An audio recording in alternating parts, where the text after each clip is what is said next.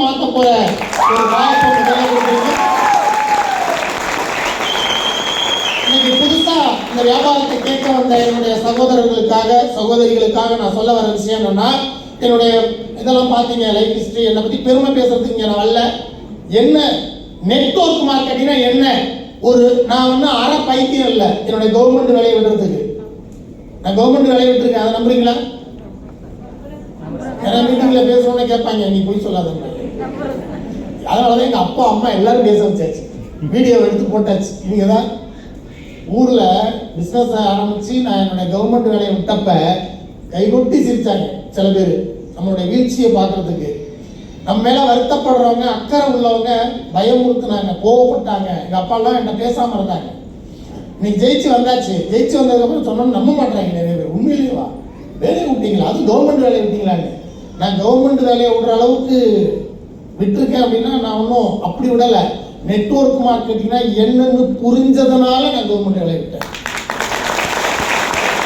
நீங்க ஒன்று தெரிஞ்சுக்கீங்க, நீங்க தெரிஞ்சு மைலேஜ் ஸ்டைல நெட்வொர்க் மார்க்கெட்டிங் ஆரம்பிச்சீங்களோ தெரியாம ஏதோ உங்க வீட்டுக்கு வந்திருப்பாங்க ஒருத்தர், திரும்ப திரும்ப திரும்ப திரும்ப நான் சொல்லுவேன், திரும்ப திரும்ப வந்திருப்பாங்க. அப்படி வந்தவங்க வேற வழி இல்லை, இந்த ஆளு சேர்ந்தாதான் உடுவார் போட்டிருக்குன்னு கூட சில பேர் சேர்ந்திருக்கலாம்.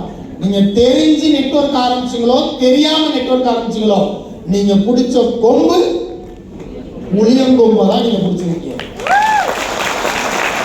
கடந்த 10 வருஷமா இந்த தொழில எனக்கு எக்ஸ்பீரியன்ஸ் இருக்கு. 10 வருஷத்துக்கு முன்னாடி நான் பார்க்கும் பொழுது இன்னைக்கு நீங்க பார்க்குற அளவுக்கு நெட்வொர்க் இல்லைங்க. நெட்வொர்க் மார்க்கெட்டிங் ஆரம்பிச்ச புதுசுல எப்படி இருந்துச்சுன்னா, மைலேஜ் ஸ்டைல்ல மொத்தமே 6 ப்ராடக்ட் தான். நெட்வொர்க் மார்க்கெட்டிங்னா என்னன்னு எந்த ஒரு கவர்மெண்ட் அஃபீஷியலுக்கும் தெரியாது. நெட்வொர்க் மார்க்கெட்டிங்கா அது என்னது? இது அது ஆளை பிடிக்கிறதாச்சே, அது ஏமாத்துறதாச்சே, அப்படிதான் நினைச்சிட்டு இருந்தாங்க ஒரு 10 வருஷத்துக்கு முன்னாடி. நாங்க போய் சொல்றப்போ அப்படிதான் நினைச்சாங்க, அப்படிதான் சொன்னாங்க. ஆனா இன்னைக்கு என்ன நடந்திருக்கு தெரியுமா? கடந்த 10 வருஷத்துல 2016ல நெட்வொர்க் மார்க்கெட்டிங்கான ரெகுலேஷன் ஆக்ட் வந்தாச்சு. உங்களுக்கு தெரியும், 2016ல 9 வருஷத்துக்கு முன்னாடி ரெகுலேஷன் ஆக்ட் வந்தாச்சு. 2021ல அரசாங்கம் சட்டமே கொண்டு வந்துட்டு நெட்வொர்க் மார்க்கெட்டிங் இந்தியாவில் முறைப்படுத்தப்பட்ட லீகலான சட்டபூர்வமான ஒரு தொழில் அப்படின்னு கொண்டு வந்தாச்சு. கடந்த 10 ஆண்டுகள்ல கவர்மெண்ட் சைட்ல இருந்து மிகப்பெரிய சப்போர்ட் நமக்கு கிடைச்சிட்டு இருக்கு. அதே மாதிரி அகாடமிக் நல்லா தெரிஞ்சுங்க, எந்த ஒரு துறை அரசாங்கத்தால் ஒழுங்குபடுத்தப்படுதோ, எந்த ஒரு துறை பாடமாக்கப்படுதோ அந்த துறை பிரம்மாண்டமா வளரப்போகுதுன்னு அர்த்தம். சொல்றேன், பேங்க் அப்படிங்கிறதே முதல்ல கிடையாது. பேங்க்னா ஒண்ணு கிடையாது. அந்த காலகட்டத்தில் நிறைய பேர் அவங்கவுங்க அடை கடை மாதிரி சின்ன சின்ன பிரைவேட்டா வச்சிருந்தாங்க பேங்க். பழைய ஆளுங்களுக்கு தெரியும். அப்ப பேங்கெல்லாம் கண்காணிக்கிறதுக்கு அரசாங்கம் ஒரு அமைப்பை கொண்டு வந்துச்சு. அதுதான் என்னது? RBI, reserve bank of India. அரசாங்கம் கண்காணிச்சது. அதுக்கப்புறம் பேங்கோட நடைமுறையை சொல்லி கொடுக்கறதுக்கு பாடம் வந்துச்சு. கல்லூரிகள்ல காமர்ஸ், வணிகவியல் பாடமா சொல்லி கொடுத்தாங்க. அப்படி பாடமாக்கப்பட்ட பிறகு அந்த கவர்மெண்ட் வேலைக்கு, அந்த பேங்க் வேலைக்கு பரீட்சை எழுதி பாஸ் பண்றதுக்கு ரெடியா இருக்காங்க. உண்மையா இல்லையா? படிச்சு போறாங்க அந்த வேலைக்கு. அதே மாதிரி ஒரு நம்மெல்லாம் தெருக்கூத்தாடின்னு ரொம்ப கேவலமா பேசப்பட்ட ஒரு தொழில் தான் நடிப்பு தொழில். ஒரு காலத்துல அது தெருக்கூத்துன்னு சொல்லுவோம். அந்த தெருக்கூத்து என்னாச்சு? பாடமாக்கப்பட்டது. DFT, diploma in film technology. நடிப்பு துறை, நடிப்பு தொழில், நடிப்பு பாடம் அப்படின்னு வந்துச்சு. இன்னைக்கு சினிமா நடிகரை தலைவனா நம்ம ஏத்துக்கிற அளவுக்கு சினிமாவில் பணம் கொட்டுது. உண்மையா பொய்யா? அதே மாதிரி நோட் பண்ணி வச்சுக்கோங்க, அரசியலும் சினிமாவும் சேர்ந்த கலவையான ஒரு தொழில் தான் நெட்வொர்க் மார்க்கெட்டிங். இன்னைக்கு இந்த தொழில அரசாங்கம் அங்கீகரிச்சு ரெகுலேஷன் கொடுத்து சட்டம் கொண்டு வந்து ஊக்குவிக்கிறாங்க.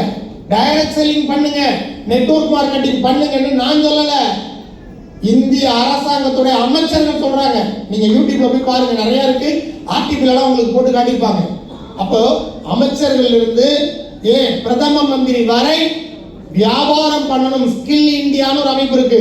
ஸ்கில் இந்தியாவில் my life style company type பண்ணி மை லைஃப் ஸ்டைல் பண்ணக்கூடிய நம்ம ஸ்கில் இந்தியா மத்திய அரசாங்கத்தோட ஒரு அமைப்பு ஸ்கில் இந்தியா அதுல எக்ஸாம் எழுதி டைரக்ஷன்ல இருந்து சர்டிபிகேட் படுத்து தர போறாங்க 5000 பேருக்கு.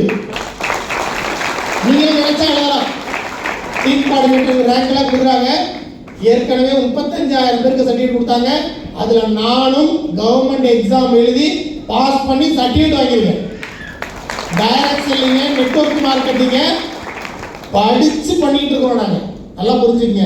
இன்னும் சில பேர் நினைச்சிட்டு இருப்பாங்க இது ஏதோ பணம் போட்டா பணம் கிடைக்கிற தொழில். இது ஸ்கேமும் கிடையாது ஸ்கீமும் கிடையாது. இது ஸ்கேமும் கிடையாது ஸ்கீமும் கிடையாது. இது ஒரு தொழில், மகத்தான தொழில். வேற வழியில வளர்ந்துதான் நமக்கு பிடிச்சிருக்கோ பிடிக்கலையோ சில விஷயம் நடந்துதான் தீரும். உண்மையா இல்லையா? நமக்கு வயசாகிறது நமக்கு பிடிக்குமா? பிடிக்காது. ஆனா என்ன நடக்கும்? நிறைய வர்றது பிடிக்குமா? ஆனா என்ன நடக்கும்? இயற்கை சில விஷயங்களை அது நடத்தியே தீரும். சரியானதை இயற்கை நடத்தியே தீரும். டைரக்ட் மார்க்கெட்டிங் அந்த மாதிரி தான் நடந்தே தீரும். எப்படி ஒரு புள்ளி வர மட்டும் சொல்றேன். நீங்க கூகுள்ல பாருங்க. 32 கோடி மக்கள் இருக்கிற ஒரு நாடு அமெரிக்கா. ஒரு வருஷத்துக்கு நெட்வொர்க் மார்க்கெட்டிங் மூலமா நடக்கிற வியாபாரம் எவ்வளவு அப்படின்னா 2,12,550 கோடி. 1 கோடி 2 கோடி இல்ல, எவ்வளவு கோடி? 2,12,550 கோடி டர்ன்ஓவர் நடக்குது அமெரிக்காவில். வெறும் 32 கோடி மக்கள் இருக்கிற ஊர்ல. இந்தியாவோட மக்கள் தொகை 100 கோடி. இந்தியாவோட மக்கள் தொகை யாருக்கு தான் தெரியும்? கொரோனாவுக்கு முன்னாடி ஒன்று இருந்துச்சு. கொரோனா